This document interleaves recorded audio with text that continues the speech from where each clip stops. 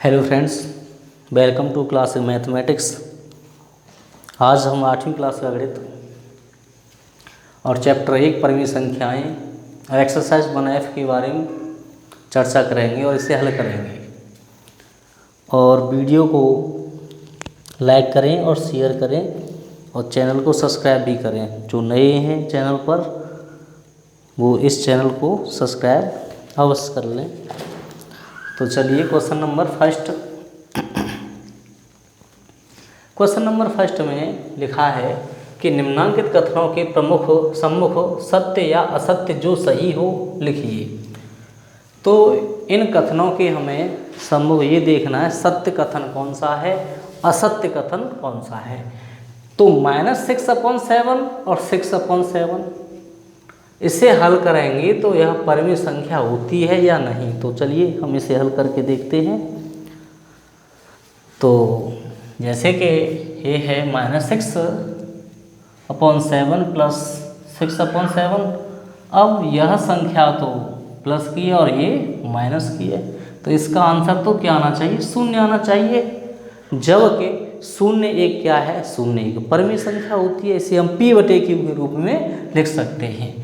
तो इसीलिए यह कथन जो है ये कह रहा है कि परिमेय संख्या नहीं है, जबकि यह 0 क्या होती है, इसे हल करने पर जब यह 0 प्राप्त होता है तो 0 तो एक परिमेय संख्या होती है। तो यह कथन क्या होगा, असत्य होगा।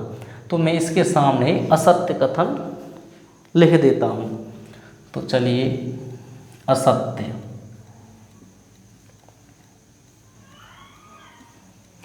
अब इसका सेकंड पार्ट है कि परिमेय संख्याओं में योग का तत्समक अवयव 0 है। ये सही है। परिमेय संख्याओं में योग का ये नियम दिया है तुम्हारे मैथ में 8वीं क्लास के जो है मैथ में। तो परिमेय संख्याओं के योग का जो तत्समक अवयव 0 ही होता है। तो यह कथन क्या होगा, सत्य होगा। अब अगला जो नेक्स्ट नंबर है वो क्या है, तीसरा, परिमेय संख्या 0 यानी कि का योगात्मक प्रतिलोम नहीं होता है। तीसरे का परिमेय संख्या 0 का योगात्मक प्रतिलोम नहीं होता है, जबकि 0 का योगात्मक प्रतिलोम होता है। क्या होता है, 0 का योगात्मक प्रतिलोम होता है। तो यह कथन क्या आएगा, असत्य आएगा। और इसका जो चौथा यानी कि फोर्थ पार्ट है, इसमें लिखा है फोर्थ पार्ट में किसी ऋणात्मक परिमेय संख्या का योगात्मक प्रतिलोम एक धनात्मक परिमेय संख्या होती है। तो इसमें ऋणात्मक परिमेय संख्या का योगात्मक प्रतिलोम, किसका योगात्मक प्रतिलोम धनात्मक ही होगा है। ये तो कथन सत्य होना चाहिए। तो यह सत्य कथन है। जैसे कि यहाँ पे ऋणात्मक परिमेय संख्या -8/5 हो, तो इसका जो योगात्मक प्रतिलोम क्या होगा, वो प्लस के 8/5 हो जाता है। तो यह प्लस की संख्या होगी। तो यहाँ पे ये दिया है धनात्मक परिमेय संख्या होती है। तो यह कथन सत्य होना चाहिए। अगला है 5वां क्वेश्चन है इसका, परिमेय संख्याओं में घटाने का तत्समक अवयव 0 है। परिमेय संख्या में घटाने का तत्समक अवयव 0 नहीं होता है। ठीक है, इसीलिए यह कथन क्या होगा, असत्य होगा। अब देखिए अगला नेक्स्ट कि परिमेय संख्याओं में गुणा का तत्समक अवयव एक है। ये बात बिल्कुल राइट है, गुणा में। तो यहाँ पे हम जब ये सत्य कथन है, इसका 1 होता है। गुणा का तत्समक अवयव कितना होता है, 1 होता है। क्योंकि कोई भी संख्या यदि 5/8 हो तो इसे हम 8/5 कर देते हैं। गुणा का जब गुणात्मक प्रतिलोम करते हैं किसी भी संख्या का क्वेश्चन, इसका जो 6वां जो पार्ट है, एक ऋणात्मक परिमेय संख्या का गुणात्मक प्रतिलोम एक ऋणात्मक परिमेय संख्या होती है। ये भी सही है। ऋणात्मक परिमेय संख्या यानी कि कोई भी ऋणात्मक परिमेय संख्या हो का गुणात्मक प्रतिलोम एक ऋणात्मक परिमेय संख्या ही होगा। -7/5 अंश को हर में, हर को अंश में, तो यह कथन भी सत्य होगा। तो मैं इसे भी सत्य लिखूंगा। और अगला है, ये मैंने सत्य लिख दिया है, इसे थोड़ा सा इधर लिखता हूं मैं, सत्य। अब इसका लास्ट, यदि परिमेय संख्या x का योगात्मक प्रतिलोम x है तो x बराबर क्या होगा, 0 होगा। ये कथन सत्य है। इसमें एक बार और पुनः देखें, परिमेय संख्या x दी हुई है तुम्हें, तो इसका योगात्मक प्रतिलोम क्या होगा, x दिया है, तो इसका x इक्वल क्या होना चाहिए, 0 होना चाहिए। तो इस प्रकार हमने क्वेश्चन नंबर फर्स्ट को कंप्लीट किया। तो इसका स्क्रीनशॉट ले सकते हैं। मैं क्वेश्चन नंबर 2 की तरफ बढ़ता हूँ। तो क्वेश्चन नंबर अभ्यास 1F, और इसे रफ करता हूँ मैं।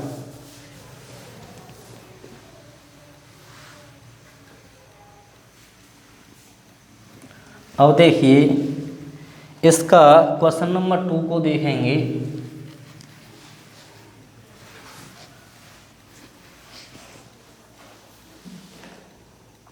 क्वेश्चन नंबर 2 में सी का फर्स्ट पार्ट, इसमें लिखा है कि निम्नांकित को अपनी अभ्यास पुस्तिका पर उतार कर रिक्त स्थान की पूर्ति कीजिए। क्या करना है इसमें, रिक्त स्थान की पूर्ति करनी है। तो देखिए हम कैसे हल करेंगे इसे। फर्स्ट पार्ट, -5/12 और ये प्लस है, फिर यहाँ पर रिक्त स्थान दिया है -5/12। इसमें क्या आना चाहिए, शून्य आएगा। क्या आना चाहिए, शून्य। यहाँ पे शून्य आना चाहिए इस रिक्त स्थान में। सेकंड पार्ट है इसका, -4/5 माइनस, फिर यहाँ पे एक रिक्त स्थान दिया है और इक्वल दिया 0। तो -4/5 में से क्या घटाया जाए कि यहाँ पर शून्य प्राप्त हो। तो यहाँ में हम -4/5 ही घटाएंगे, तभी तो शून्य आएगा। इसे हल करने पर शून्य प्राप्त होगा। तीसरा इसका जो पार्ट है वो ये है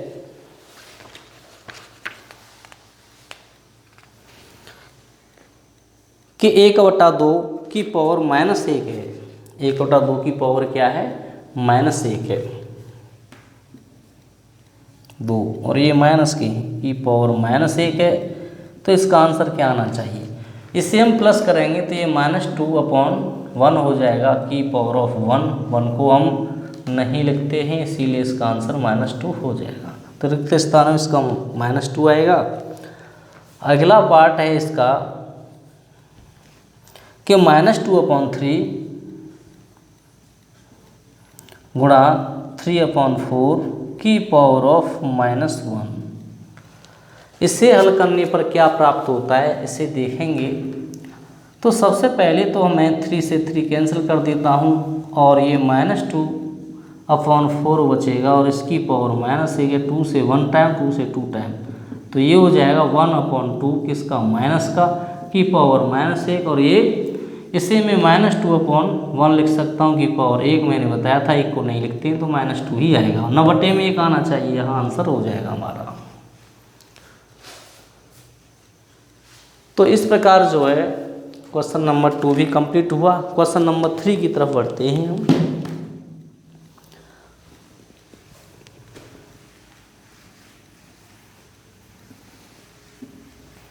क्वेश्चन नंबर 3 में x का मान ज्ञात करना है।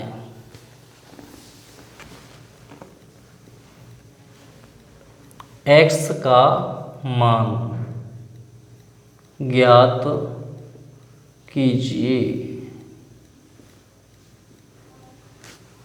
कि फर्स्ट 2/3 गुणा x इक्वल 1, इसे हल करेंगे तो 3 एकन 3/2 हो जाएगा, यही आंसर हो जाएगा हमारा।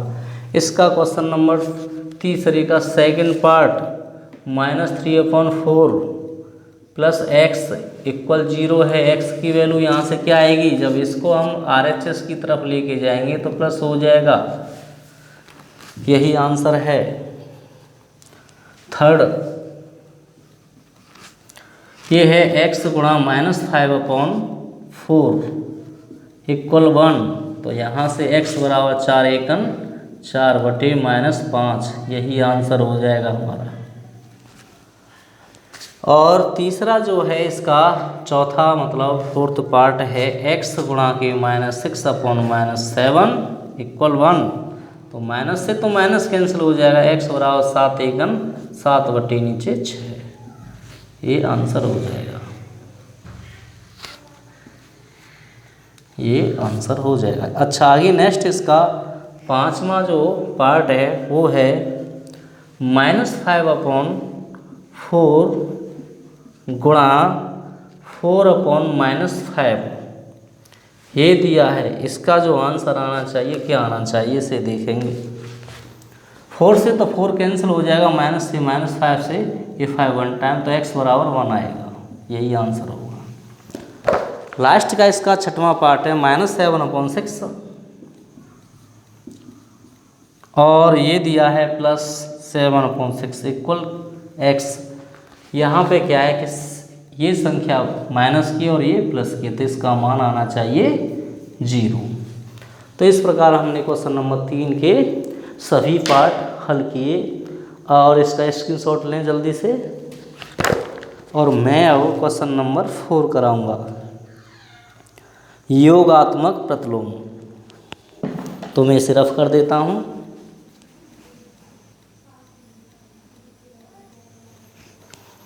क्वेश्चन नंबर 4 में परिमेय संख्याओं के योगात्मक प्रतिलोम। तो इसका जो क्वेश्चन नंबर 4 का जो पहला भाग है वो है 1/2। तो योगात्मक प्रतिलोम करना है हमें। फर्स्ट भाग 1/2, इसका योगात्मक प्रतिलोम क्या होगा, इसका -1/2 हो जाएगा। और सेकंड है इसका, जैसा कि इसमें दिया है -3/8, तो इस माइनस को यहाँ से हटाओगे तो माइनस ही करेंगे और -3/8, तो ये माइनस माइनस +3/8 हो जाएगा। तीसरा इसका 0 है, तो 0 का तो 0 ही होता है, क्योंकि 0 ना तो धनात्मक होती है और ना ही ऋणात्मक होती है। इसका फोर्थ पार्ट ये है -4/-7 है, तो इसे हल करेंगे हम तो -4/-7, माइनस से तो माइनस कैंसिल हो जाएगा 4/7। अब इसका भी में क्या करना है, योगात्मक प्रतिलोम। तो -4/7 माइनस का चिन्ह लगा देना है बस। तो देखिए ये क्वेश्चन भी कंप्लीट हुआ। अब क्वेश्चन नंबर 5 की तरफ बढ़ते हैं। क्वेश्चन नंबर 5 में 6 पार्ट दिए हुए हैं, 6 पार्टों को हम बारी बारी से हल करेंगे। तो मैं इसे रफ कर देता हूँ।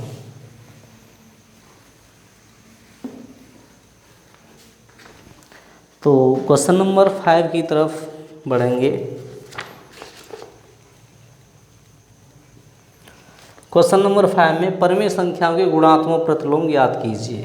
क्या, गुणात्मक प्रतिलोम।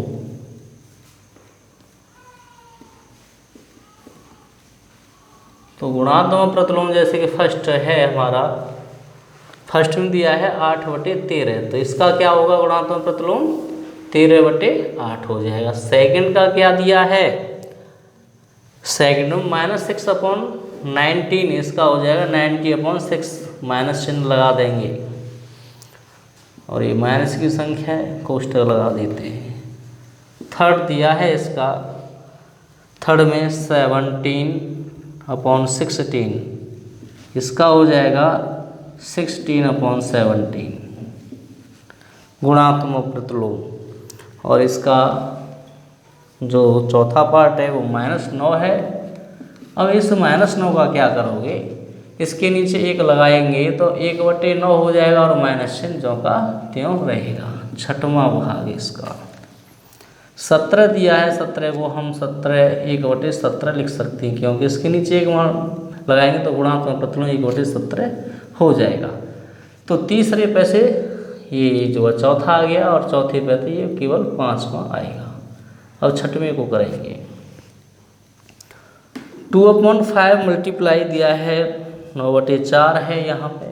2 से तो इससे डिवाइड कर देंगे 2 टाइम और ये हो जाएगा 9/5 × 10।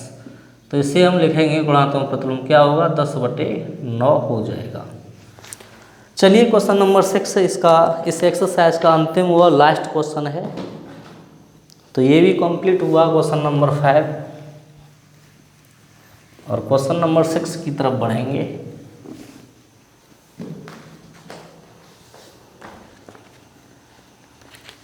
क्वेश्चन नंबर 6 है जो कि इसमें -32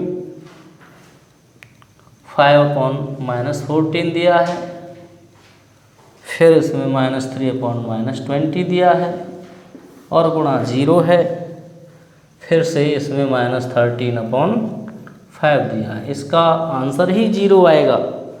क्यों आएगा इसका आंसर 0? कि इसमें 0 का गुणा दिया है। फिर भी हम हल करते हैं। तो देखिए इस माइनस से माइनस कैंसिल हो जाएगा, इस माइनस से ये माइनस कैंसिल हो जाएगा और हमारे पास एक तो 32 है।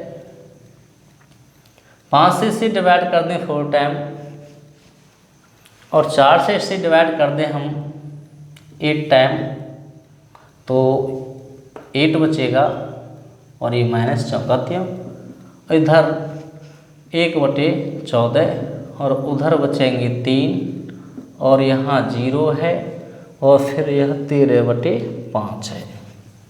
तो देखिएगा इसमें अब 8 का हम इससे 7 टाइम, इसे 4 टाइम कर दें। अब 4 × 4 4 × 12 हो गया, माइनस ज्यों का त्यों रहेगा, बटे 7 × 0 × 13/5। अब देखिएगा इस 13/5 का जब मैं 0 में गुणा करूँगा तो क्या आएगा, 0 ही आएगा। जब 0 का गुणा मैं किसी संख्या में करूँगा तो क्या आएगा, 0 आएगा। इससे हम इस प्रकार भी हल कर सकते हैं।